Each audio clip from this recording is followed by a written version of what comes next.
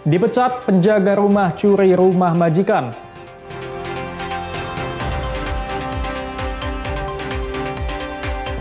Lima desa di Aceh masih terisolasi.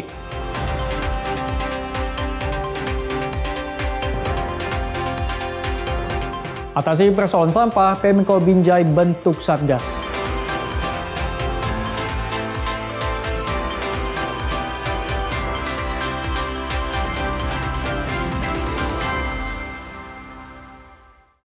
Halo, selamat pagi saudara. Kompas Pagi hari ini hadir dengan beragam informasi penting dan menarik dari Sumatera bagian utara.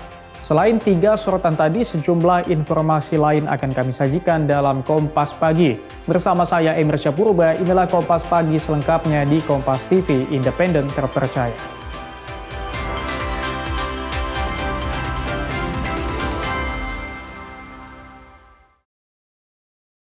Saudara, seorang pria di Kota Medan, Sumatera Utara ditangkap petugas unit Reskrim Polsek Medan Area usai membobol rumah majikannya. Pelaku sakit hati usai dipecat.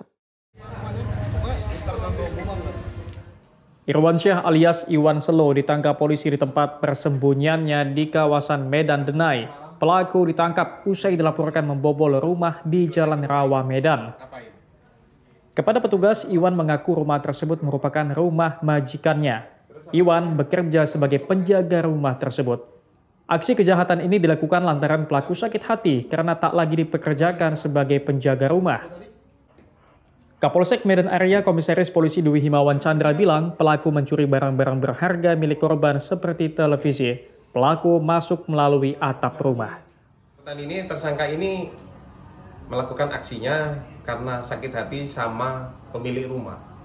Yang semula tersangka ini adalah ditugaskan atau bekerja untuk mengawasi rumah tersebut dengan dibayar 15.000 satu bulan.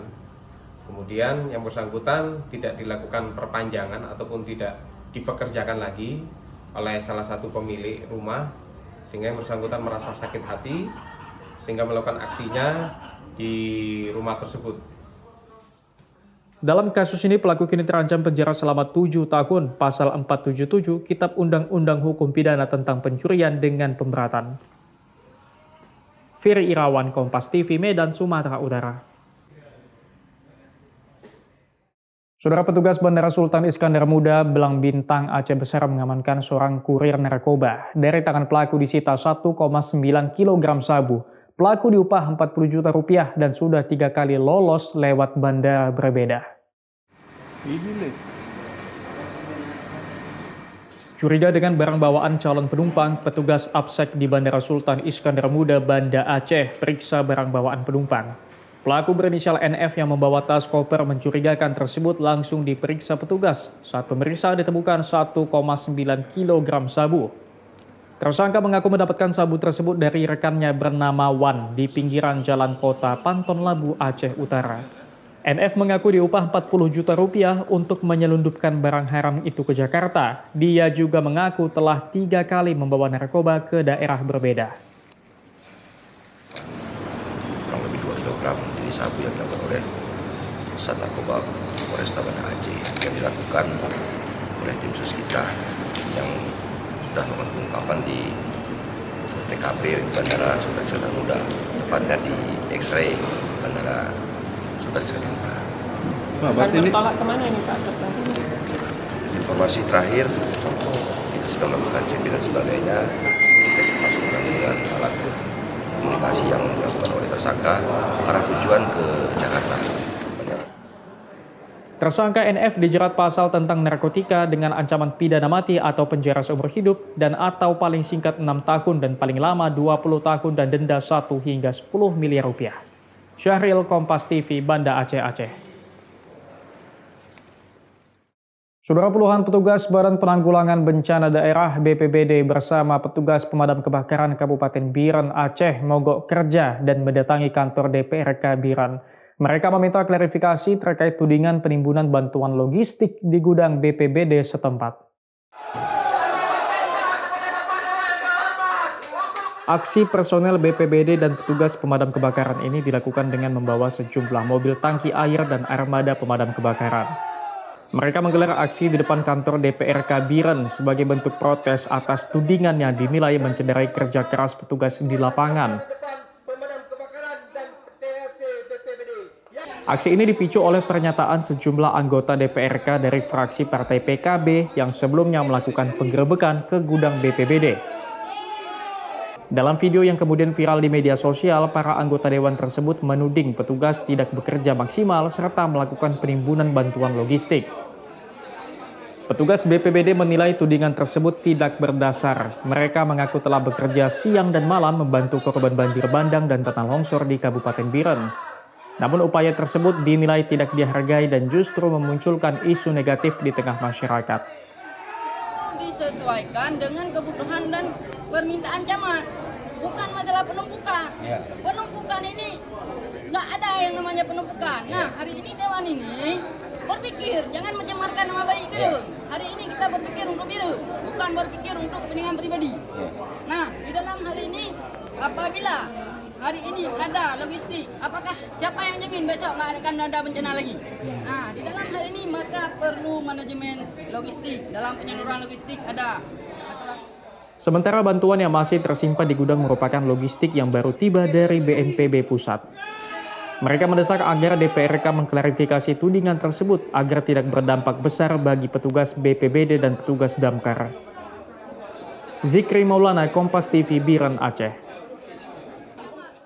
Saudara, aksi pencurian beras mulai meresahkan warga di Jalan Kubang Raya, Kecamatan Siak Hulu, Kabupaten Kampar Riau. Aksi pelaku berulang kali dan terekam kamera pengawas toko.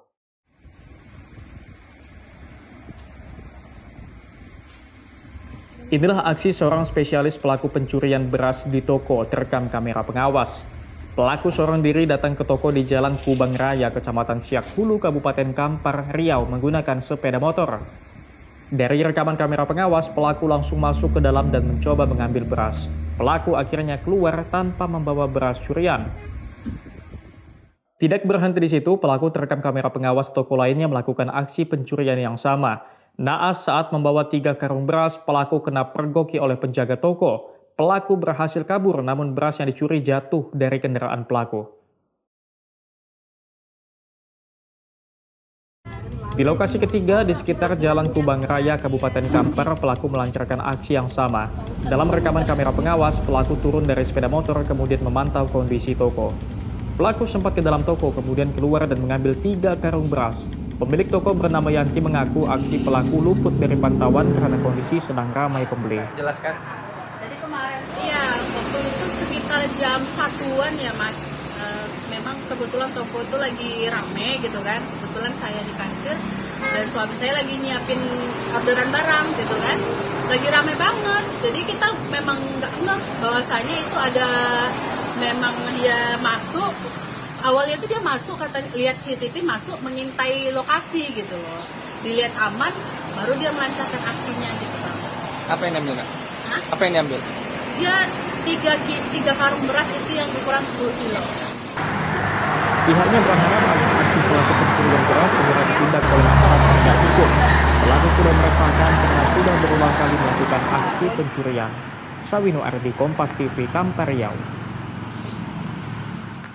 Saudara, pengedar dan kurir narkoba di Kabupaten Bengkalis Riau diringkus saat akan melancarkan aksinya di pintu jalan tol Batin Solapan. 29 kg sabu disita, berikut puluhan ribu butir pil ekstasi.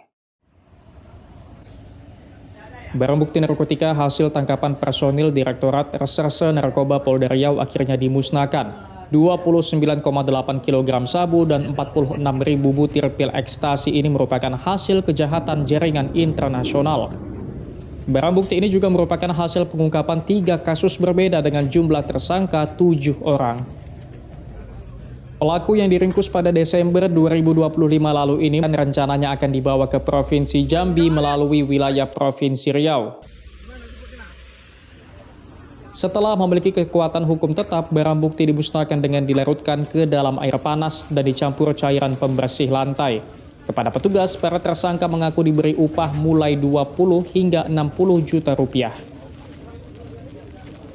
Barang bukti yang diamankan yaitu 29,87 kg sabu ini serta ekstasi 46.783 butir ini bisa menyelamatkan 196.132 jiwa. Dari pemeriksaan para tersangka, peredaran narkotika sabu dan pil ekstasi dikendalikan dari luar negeri dan ada dari dalam lapas. Sawino Ardi, Kompas TV, Pekanbaru, Riau. Saudara, pasca bencana banjir, warga Kecamatan Ketol bersama prajurit TNI bahu-membahu membangun jembatan gantung darurat di Desa Burlah, Kecamatan Ketol, Aceh Tengah. Jembatan ini merupakan akses antar desa yang sempat terputus karena banjir. Kanan.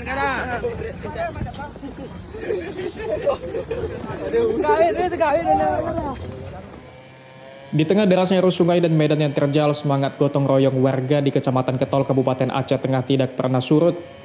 Warga bersama prajurit TNI sudah beberapa hari membangun jembatan gantung darurat di Desa Burlah, Kecamatan Ketol. Mereka harus mengangkat kayu balok secara manual melintasi sungai. Kondisi medan yang curam serta arus deras membuat pekerjaan ini membutuhkan tenaga ekstra dan kehati-hatian tinggi. Jembatan ini menjadi urat nadi penghubung Desa Kalaketol, Burlah, Kekuyang, Bugara, hingga Bintang Pepara. Sambil progres pembangunan jembatan, hari ini sudah dropping bahan juga ke lokasi ini. Ya, ntar 1 bulan ke depan target kita, kalau jembatan sudah jadi, otomatis masyarakat menyeberang tidak menggunakan tali seling lagi. Dengan adanya seling ini, mereka saat ini menyeberangkan hasil bumi menggunakan seling. Pembangunan jembatan melibatkan personel Koramil 09 Ketol, Yon TP 854, dan Yon Zipur 6DS, serta sekitar 150 warga masyarakat. Zikri Maulana, Kompas TV, Aceh Tengah, Aceh. 5 desa di Aceh masih terisolasi. Saksikan usai jeda.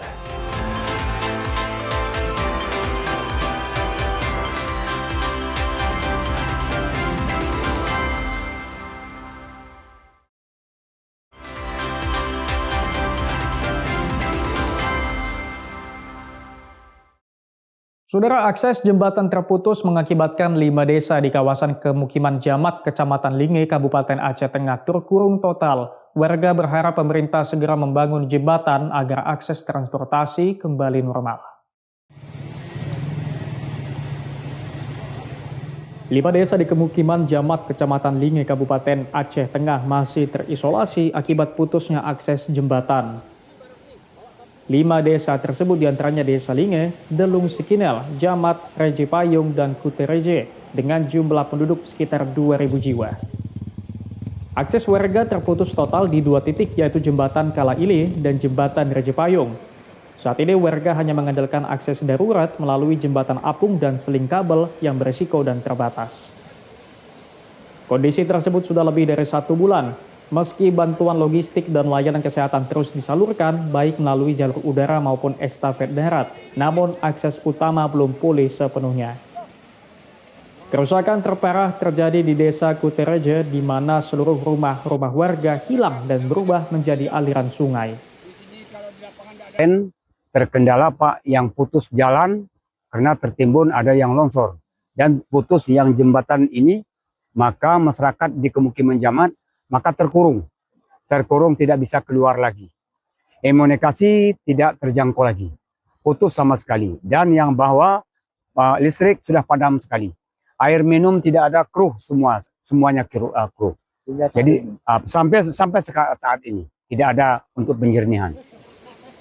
Sementara di Desa Delung Sikinel, Jamat, dan Reje Payung, sebagian rumah warga rusak parah akibat banjir bandang.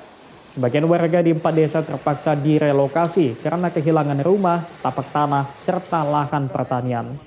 Zikri Maulana, Kompas TV, Aceh Tengah, Aceh.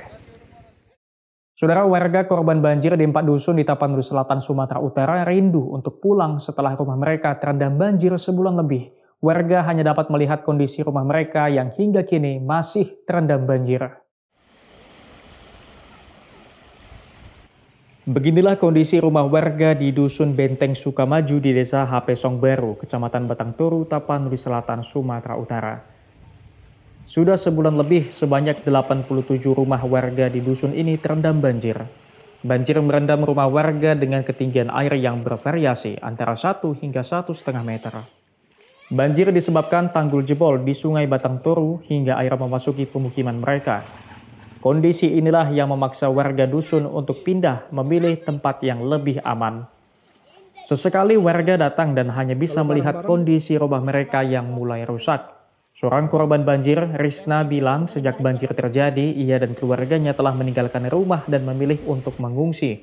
Tak banyak yang bisa mereka perbuat, hanya bisa berharap air surut. Ya Pak, inilah Pak rumahnya Pak. Udah berapa lama Bu? Udah sebulan 3 minggu deh nih Mawan. Itu seperti apa kondisinya? Terendam seberapa dalam? Kalau yang pertama itu sampai itu, yang teras di atas angin-anginnya itu kan. Nah, semalam separuh. Ini udah segini agak surut dikit. Terus sekarang Ibu Tinggalnya di sini. mengungsi di tenda. di tenda. Sebanyak 4 dusun di desa HP Song Baru terendam banjir setelah tanggul di Sungai Batang Toru jebol.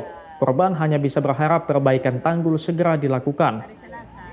Berbagai upaya terus dilakukan pemerintah daerah setempat, termasuk melakukan normalisasi sungai yang terdampak banjir pada 25 November 2025 lalu. Khairul Bazar, Kompas TV, Tapanuli Selatan, Sumatera Utara. Saudara Direktur Utama PT Prima Alloy Steel Universal Joko Sutrisno menjadi tersangka dalam kasus dugaan korupsi penjualan aluminium oleh PT Inalum. Perkara ini menyebabkan kerugian negara mencapai 133,4 miliar rupiah.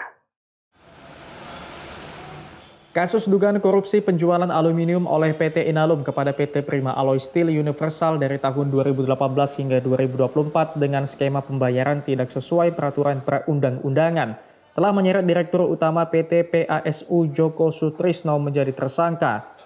Usai pemeriksaan penyidik Kejaksaan Tinggi Sumatera Utara Selasa malam, tersangka ditahan karena diduga bermufakat mengubah skema pembayaran secara tunai dan SKBN menjadi dokumen agen acceptance. Hal ini berdampak gagalnya PT PASU melakukan pembayaran aluminium kepada PT Inalum yang menyebabkan kerugian negara hingga 133,4 miliar rupiah. Tersangka dijerat dengan pasal 2 ayat 1 subsidi pasal 3 junto pasal 18 Undang-Undang Nomor 20 Tahun 2001 tentang pemberantasan tindak pidana korupsi, junto pasal 603, 604, junto pasal 20 Undang-Undang Nomor 1 Tahun 2023 tentang KUHP.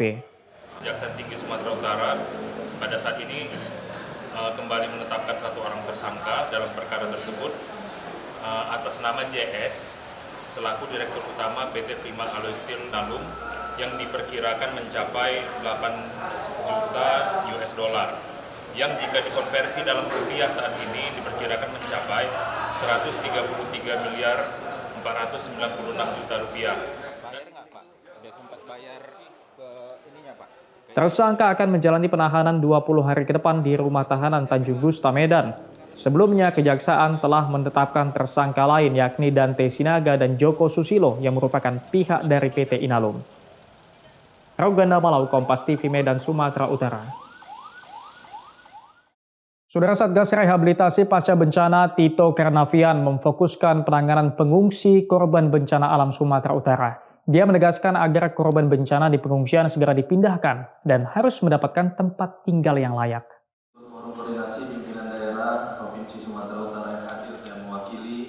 Penanganan pasca bencana di Sumatera Utara masih terus berlanjut. Satgas Rehabilitasi Pasca Bencana Tito Karnavian Senin siang memimpin rapat bersama dengan seluruh kepala daerah se-Sumatera Utara, Gubernur Sumatera Utara, dan Kepala BNPB. Tito yang juga Menteri Dalam Negeri ini menyampaikan 13.000 lebih korban di Sumatera Utara masih berada di pengungsian dan 41 orang masih dinyatakan hilang. 5 kabupaten kota menjadi fokus utama yakni Kabupaten Tapanuli Utara, Tapanuli Tengah, Tapanuli Selatan, Humbang Hasundutan, dan Kota Sibolga. Rapat di Aula Kantor Gubernur Sumatera Utara ini juga membahas inflasi yang meningkat akibat terputusnya akses dan pasokan barang akibat bencana. Tito menegaskan tim Satgas akan fokus pada penanganan korban. Pemerintah daerah didesak agar dapat segera menyelesaikan pendataan agar dapat mempercepat pembangunan huntara maupun hunian tetap bagi para korban. Proses pembangunan huntara di Kabupaten Tapanuli Utara terdapat 15 unit, Tapanuli Tengah 209 unit, dan Tapanuli Selatan sebanyak 103 unit. Jumlah ini masih jauh dari target yang dibutuhkan. Pembangunan hunian tetap ditargetkan sebanyak 5.000 unit.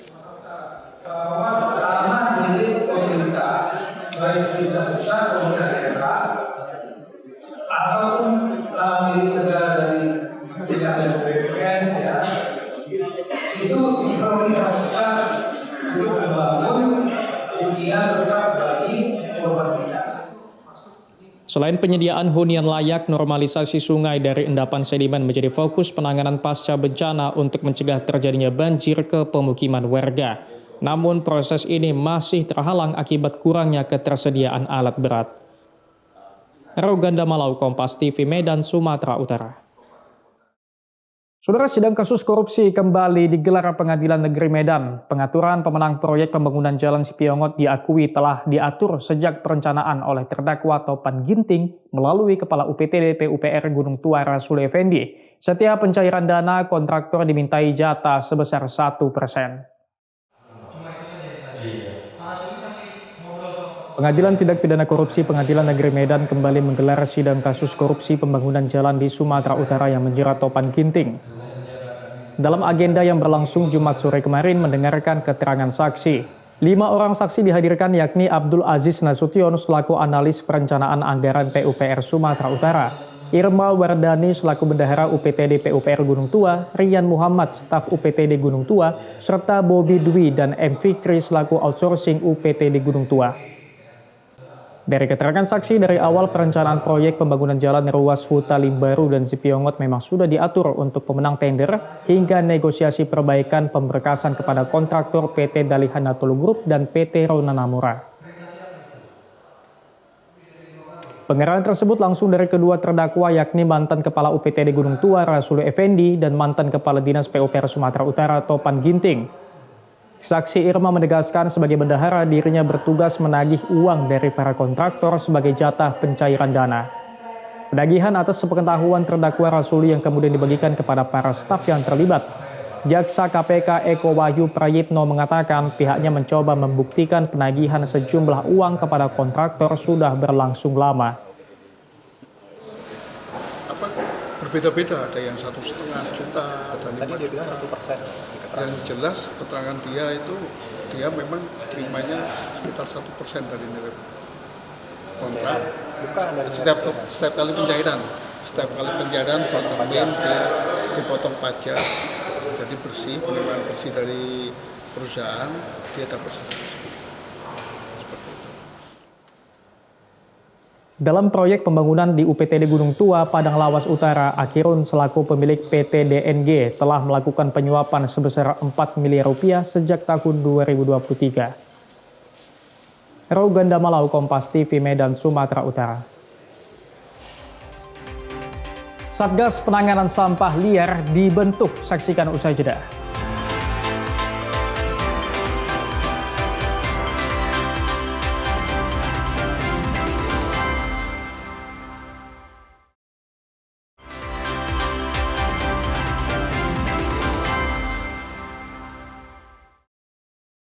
Saudara, pemerintah Kota Binjai membentuk Satgas Penanganan Sampah Liar di 5 kecamatan yang ada di Kota Binjai. Satgas ini rutin berpatroli untuk menemukan tumpukan sampah yang dibuang sembarangan oleh masyarakat.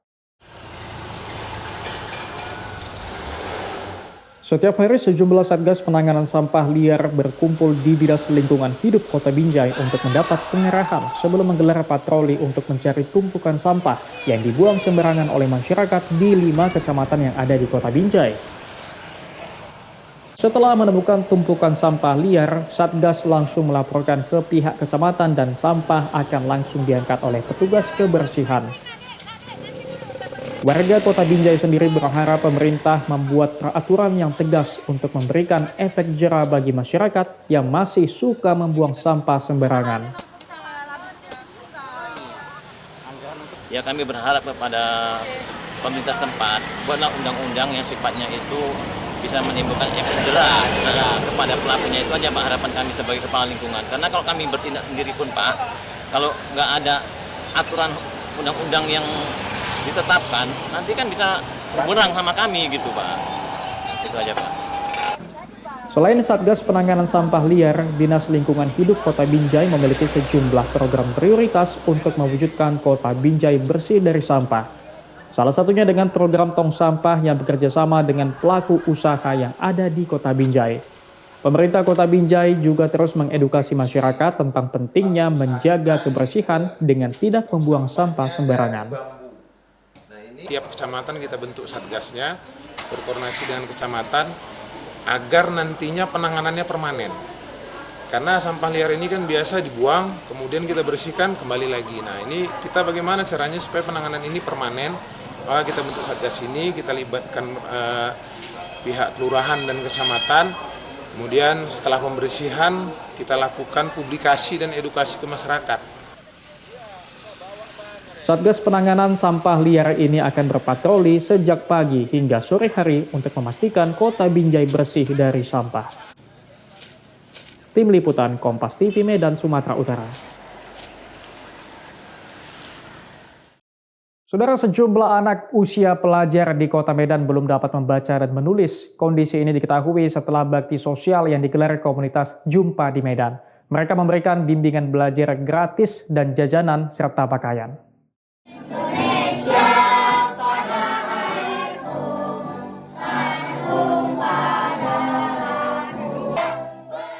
Di tengah hiruk-pikuk metropolitan Kota Medan, sejumlah anak usia pelajar masih ada yang belum dapat membaca dan menulis dan nyaris buta huruf.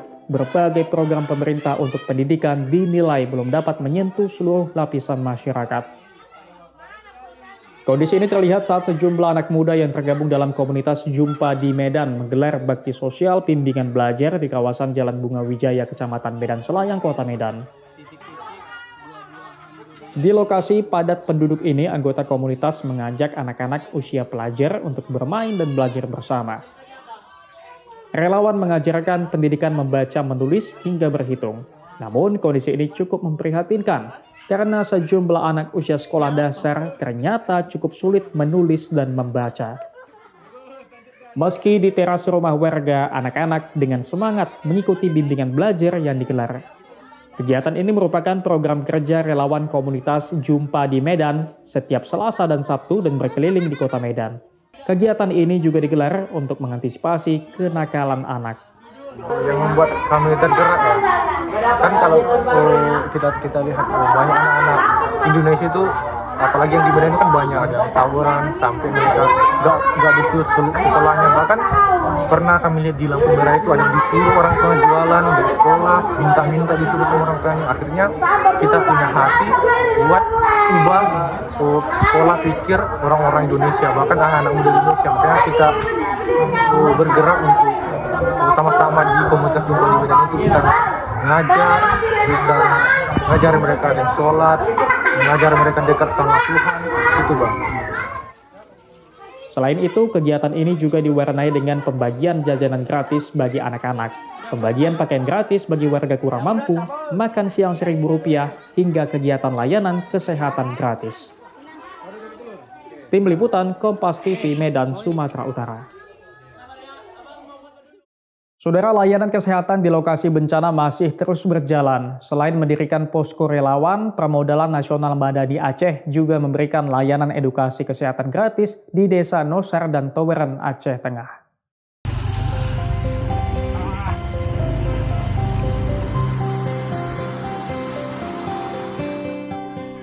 Permodalan Nasional Madani Aceh mendirikan posko kesehatan di Desa Nosar dan Toweren, Aceh Tengah. Kedua desa ini masuk wilayah yang terdampak parah akibat banjir dan tanah longsor.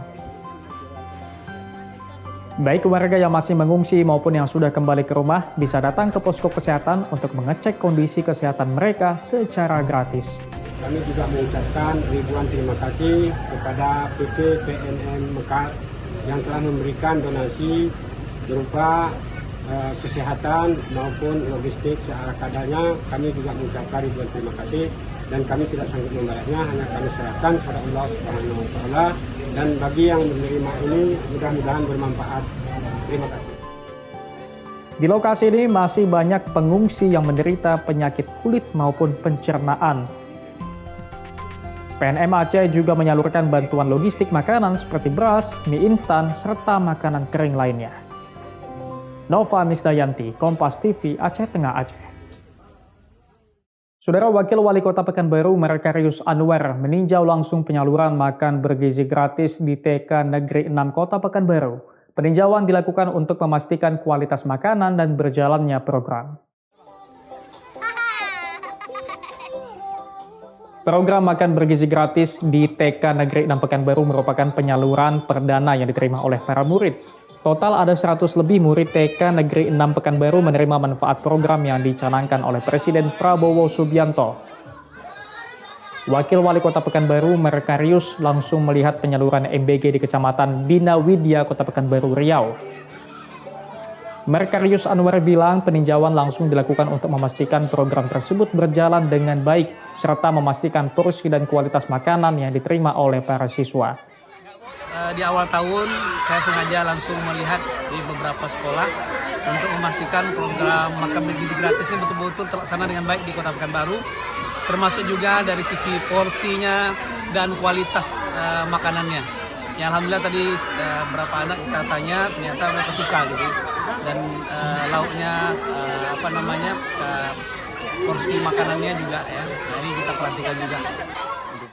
Pihaknya juga berharap seluruh SPPG yang melayani peserta didik di Kota Pekanbaru terus memberikan pelayanan yang terbaik, baik dari segi penyajian maupun dari sisi kualitas masakan.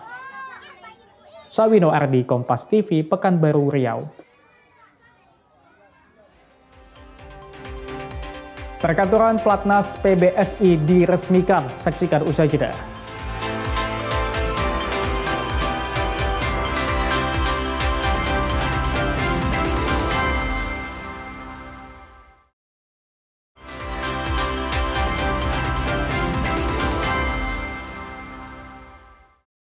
Saudara Wakil Menteri Pemuda dan Olahraga Taufik Hidayat menghadiri peresmian perkantoran baru Platnas PP PBSI di Platnas Cipayung, Jakarta. Diharapkan fasilitas baru mampu menciptakan ekosistem pembinaan yang sehat dan berkelanjutan.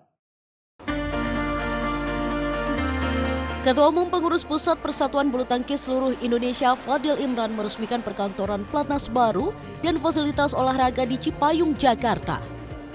Turut hadir Wamenpora Taufik Hidayat pada acara yang ditandai dengan pemotongan tumpeng dan gunting pita. Fasilitas baru ini menandai komitmen PBSI demi pembinaan berkelanjutan. Penambahan sarana fisik hingga tata kelola organisasi secara menyeluruh menjadi konsentrasi PBSI demi menciptakan atlet terbaik. Adapun proses pembangunan dilakukan pada periode Juli sampai Desember 2025 dengan total anggaran mencapai 3,2 miliar rupiah. Platnas baru PBSI terdiri dari beberapa ruangan, yakni ruangan gym, area latihan fisik, tes fisik, fisioterapi, pemulihan cedera, dan ruang gizi atlet. Tim Liputan Kompas TV. Dari Piala Asia U23 2026, saudara, Australia dan Tiongkok lolos ke perempat final. Australia menang atas Irak dan Tiongkok ditahan imbang Thailand di penyisihan grup D. Dari laga pamungkas penyisihan grup D Piala Asia U23 berlangsung sengit. Australia yang berjumpa Irak tertinggal lebih dulu di menit 63 dari eksekusi penalti Amir Faisal. Australia baru merespon di penghujung pertandingan dengan mencetak 2 gol, masing-masing dari sundulan Yaya Dukuli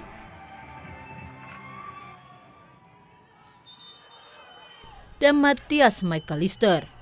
Kemenangan 2-1 mengantarkan Australia lolos ke perempat final dan akan ditantang Korea Selatan pada 17 Januari.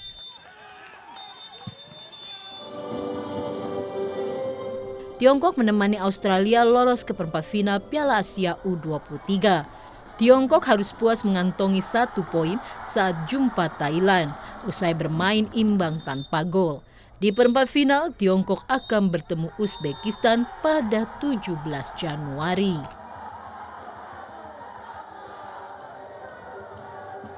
Saudara, PSSI menunjuk John Hertman jadi arsitek timnas Indonesia. Meski belum menunjuk asisten pelatih, namun Hertman memastikan akan memilih pelatih lokal. Pelatih anyar Indonesia John Hertman siap bertugas. Meski tetap membawa sejumlah orang kepercayaannya, Hertman juga akan memaksimalkan staf kepelatihan lokal. Badan Tim Nasional menyiapkan sejumlah nama untuk mendampingi Hertman. ketika kamu nanti misalkan dipilih, apakah kamu akan membawa gerbong semuanya? Itu orang-orangmu atau teman-temanmu, atau memang yang sudah terbiasa dengan kamu bekerja? Dia bilang saya akan membawa paling banyak 2-3 orang. Selebihnya saya akan mengambil semuanya pelatih asisten-asisten lokal dari Indonesia. Nah, itu juga suatu kebanggaan buat kami semua gitu. Analis sepak bola Haris Pardede menyebut asisten pelatih lokal sangat penting untuk menjembatani dan memberikan pandangan terhadap kultur sepak bola Indonesia.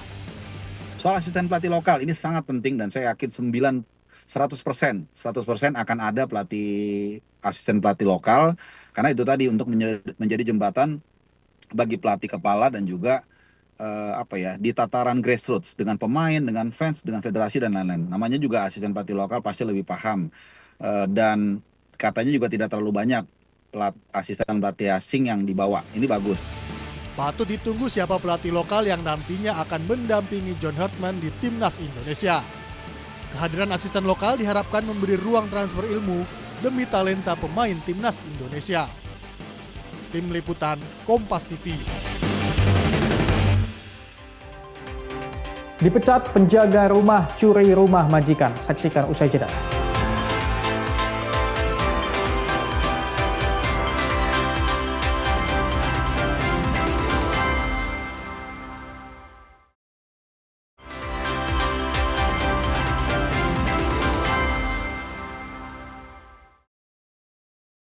Saudara, seorang pria di Kota Medan, Sumatera Utara ditangkap petugas unit Reskrim Polsek Medan Area usai membobol rumah majikannya. Pelaku sakit hati usai dipecat.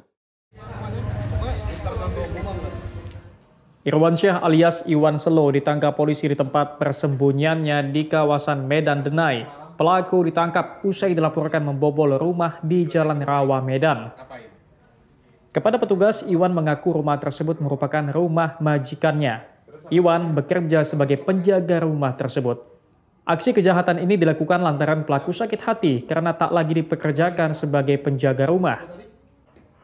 Kapolsek Medan Area Komisaris Polisi Dwi Himawan Chandra bilang pelaku mencuri barang-barang berharga milik korban seperti televisi. Pelaku masuk melalui atap rumah. Tersangka ini melakukan aksinya karena sakit hati sama pemilik rumah yang semula tersangka ini adalah ditugaskan atau bekerja untuk mengawasi rumah tersebut dengan dibayar 15.000 satu bulan.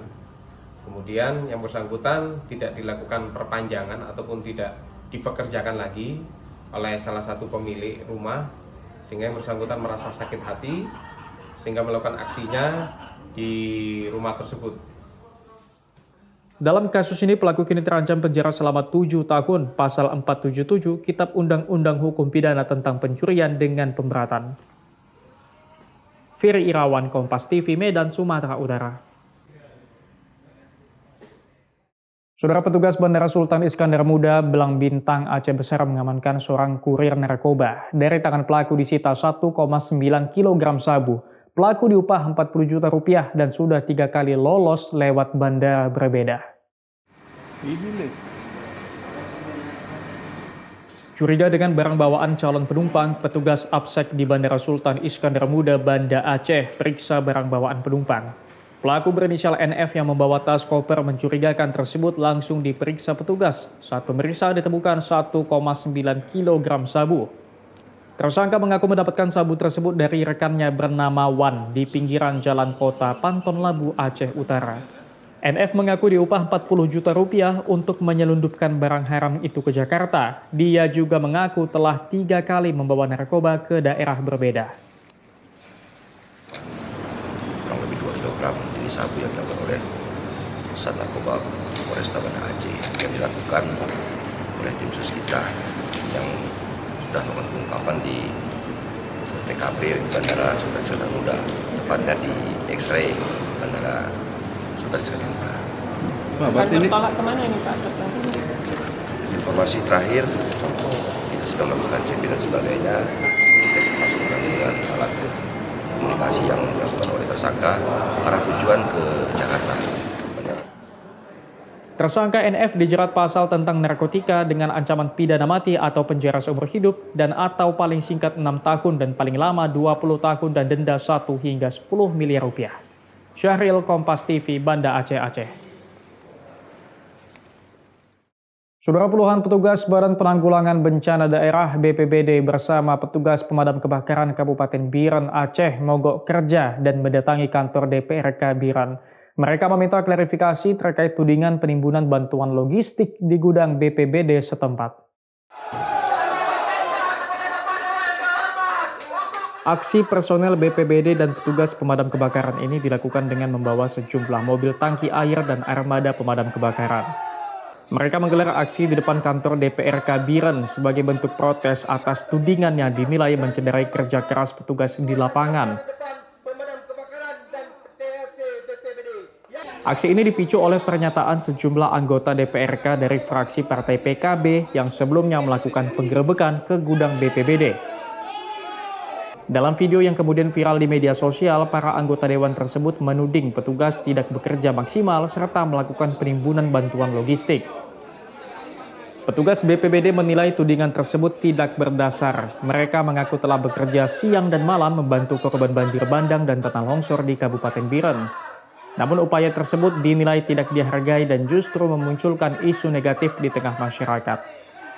Itu disesuaikan dengan kebutuhan dan permintaan camat, bukan masalah penumpukan. Penumpukan ini nggak ada yang namanya penumpukan. Nah, hari ini Dewan ini berpikir jangan mencemarkan nama baik Biren. Hari ini kita berpikir untuk Biren, bukan berpikir untuk kepentingan pribadi. Nah, di dalam hal ini apabila hari ini ada logistik, apakah siapa yang jamin besok nggak akan ada bencana lagi? Nah, di dalam hal ini maka perlu manajemen logistik. Dalam penyaluran logistik ada aturan. Sementara bantuan yang masih tersimpan di gudang merupakan logistik yang baru tiba dari BNPB Pusat.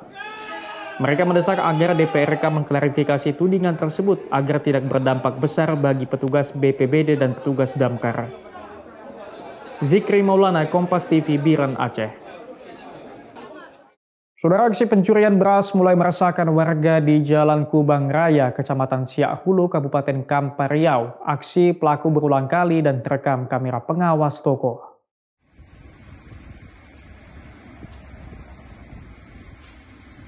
Inilah aksi seorang spesialis pelaku pencurian beras di toko terekam kamera pengawas. Pelaku seorang diri datang ke toko di Jalan Kubang Raya, Kecamatan Siak Hulu, Kabupaten Kampar Riau menggunakan sepeda motor. Dari rekaman kamera pengawas, pelaku langsung masuk ke dalam dan mencoba mengambil beras. Pelaku akhirnya keluar tanpa membawa beras curian. Tidak berhenti di situ, pelaku terekam kamera pengawas toko lainnya melakukan aksi pencurian yang sama. Naas saat membawa 3 karung beras, pelaku kena pergoki oleh penjaga toko. Pelaku berhasil kabur, namun beras yang dicuri jatuh dari kendaraan pelaku. Di lokasi ketiga, di sekitar Jalan Kubang Raya, Kabupaten Kampar, pelaku melancarkan aksi yang sama. Dalam rekaman kamera pengawas, pelaku turun dari sepeda motor kemudian memantau kondisi toko. Pelaku sempat ke dalam toko, kemudian keluar dan mengambil 3 karung beras. Pemilik toko bernama Yanti mengaku aksi pelaku luput dari pantauan karena kondisi sedang ramai pembeli. Jelaskan. Jadi kemarin, iya, waktu itu sekitar jam 1-an ya Mas. Memang kebetulan toko itu lagi rame gitu kan. Kebetulan saya di kasir dan suami saya lagi nyiapin orderan barang gitu kan. Lagi rame banget. Jadi kita memang nggak ngeh bahwasanya itu ada memang dia masuk. Awalnya itu dia masuk, kata lihat CCTV masuk mengintai lokasi gitu loh. Dilihat aman, baru dia melancarkan aksinya gitu Bang. Apa yang diambil Kak? Apa yang diambil? Dia 3 karung beras itu yang ukuran 10 kilo. Pihaknya berharap agar aksi pelaku pencurian beras segera ditindak oleh aparat penegak hukum. Pelaku sudah meresahkan karena sudah berulang kali melakukan aksi pencurian. Sawino Ardi, Kompas TV, Kampar Riau.